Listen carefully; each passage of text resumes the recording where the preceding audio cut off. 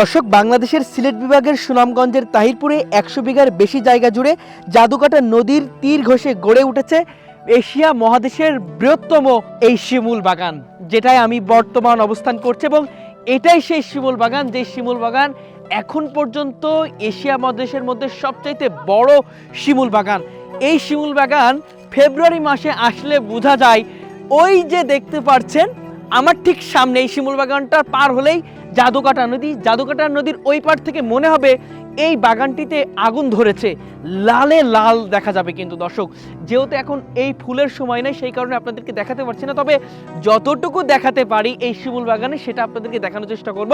এটা সেই সুনামগঞ্জের তাহিরপুরের অবস্থিত সবচেয়ে বিখ্যাত একটি জায়গা, যেই জায়গায় দেখার জন্য বাংলাদেশ থেকে শুরু করে বিভিন্ন বিশ্ব থেকে কিন্তু চলে আসে এই সুনামগঞ্জের এশিয়ার সবচাইতে বড় শিমুল বাগান দেখতে। আমরা সেটা আপনাদেরকে দেখানোর চেষ্টা করবো। আপনারা দেখতে পাচ্ছেন আমার ঠিক সামনে যেটা দেখতে পাচ্ছেন, এটাই সেই শিমুল বাগান। শিমুল বাগানের একটি শিমুল গাছ, যে গাছ ফেব্রুয়ারি মাসে আসলে রক্তে রঙিন হয়ে যায় মনে হয় এই গাছগুলো, কারণ ফুলগুলো যখন লাল লাল দেখা যায় দূর দূরান্ত থেকে কিন্তু তখন দেখা যায় এটাই সেই ঐতিহাসিক শিমুল বাগান। আমরা সেই শিমুল বাগানটা আপনাদের ঘুরে ঘুরে দেখাবো। আমরা প্রথম আসলে দেখে অবাক হয়েছি যে এত শিমুল গাছ একসাথে একটা বাগান করা সম্ভব। 100 বিঘা। দর্শক, 1 বিঘা, আপনারা যারা বিঘা বুঝেন অবশ্যই তারা বুঝবেন যে 1 বিঘা মানে কিন্তু অনেক জায়গা, এবং সেই বাগান 100 বিঘা, অর্থাৎ 1 বিঘা যদি আমি 100টা দাঁড় করাই তাহলে 100 বিঘা হয়, এবং 100 বিঘায় কত কিছু কিন্তু সেখানে করা যায়। তো একটু ঘোরাবো আপনাদেরকে, আপনারা দেখতে পারবেন। আমরা শিমুল গাছে যেমনটি দেখতে পাচ্ছি, শিমুল গাছে কিন্তু শিমুলের ফুল কেবল আসছে, কিছু দিন পরে কিন্তু আবারও সেই রক্তে রঙিন হয়ে যাবে চারিদিকটা। এবং আমরা আপনাদেরকে একটু দেখাবো, ওই যে সামনে দেখতে পাচ্ছেন ভারত বাংলাদেশের সীমান্ত কোল ঘেঁষে গড়ে ওঠা যেই জাদুকাটা নদী, সেই জাদুকাটা নদী এবং সেই নদীর ধারেই কিন্তু শিমুল বাগান।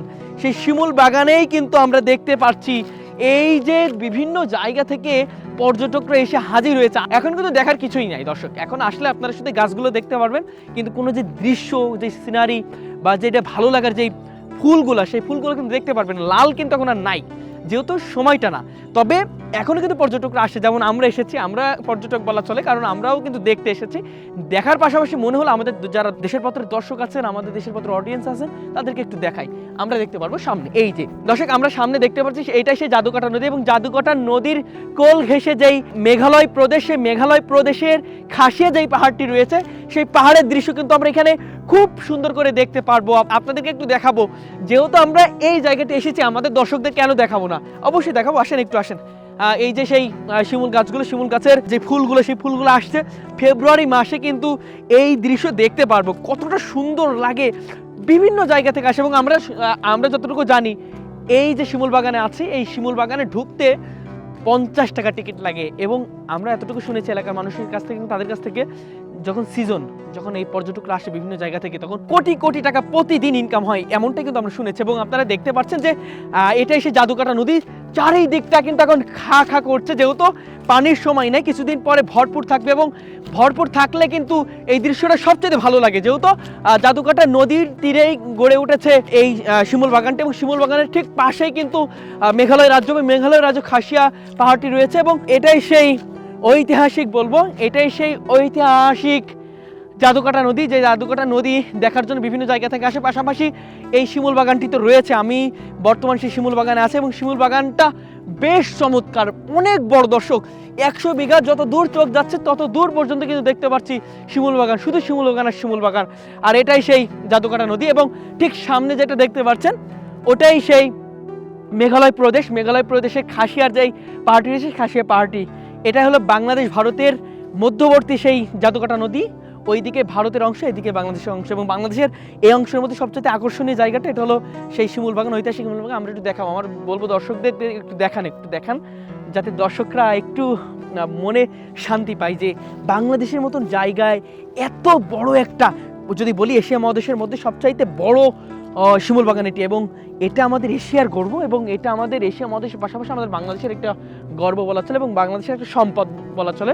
কারণ চারিদিকটা যত দূর চোখ যাবে তত দূর দেখতে পারবেন শুধু শিমুল বাগান আর শিমুল বাগান। আমি একজন পর্যটককে এখানে দেখতে পাচ্ছি, তার কাছে একটু জানার চেষ্টা করব। আপনি কোথা থেকে আসছেন? লাউরগড় থেকে। লাউরগড় থেকে আসছেন, কেমন লাগছে এই জায়গাটা বলবেন?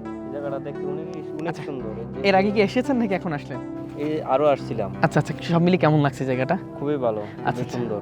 আচ্ছা দর্শক, আর এখানে একটি বিষয় আমার ভালো লেগেছে, এখানে হলো প্রচুর পরিমাণ ঘোড়া আছে, কিন্তু আপনারা চাইলে এখানে এসে ঘোড়ায় উঠতে পারবেন, ঘোড়ায় চড়তে পারবেন, পুরোটা ঘুরতে পারবেন। সব টিকিট লাগবে অবশ্য, তবে সব মিলে আপনারা দেখতে পারবেন যে এই জায়গাটি অসাধারণ অসাধারণ।